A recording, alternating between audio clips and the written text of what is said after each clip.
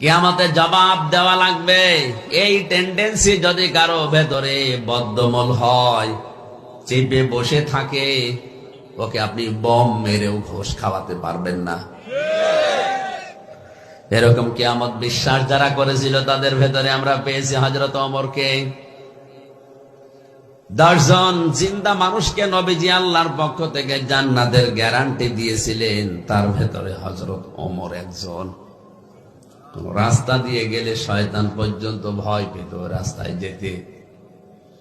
আল্লাহর নবী মসজিদের নববীর পাশ দিয়ে নামাজ আদায় করে যাবার সময় অলিগলি দিয়ে ঘুরতেছেন, হঠাৎ করে দেখলেন শয়তান পালাচ্ছে।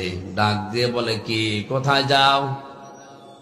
শয়তান বলে, ইয়া রাসূলুল্লাহ, হে কিছুক্ষণ আগে দেখলাম হযরত ওমর রাস্তা দিয়ে আসতেছে, ওরে দেখে আমার ভয়, এই জন্য আমি পালিয়ে যাচ্ছি।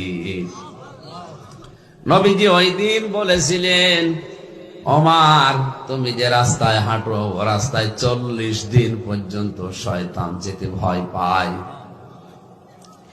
এত বড় ভয়ঙ্কর মানুষ মনে করেন? এই মানুষটা কিয়ামত শব্দ শোনার পরে এমন একটা অবস্থা তার ভেতরে তৈরি হয়েছিল, সন্তানটাকে ভর্তি করে দিলেন, এরকম একটা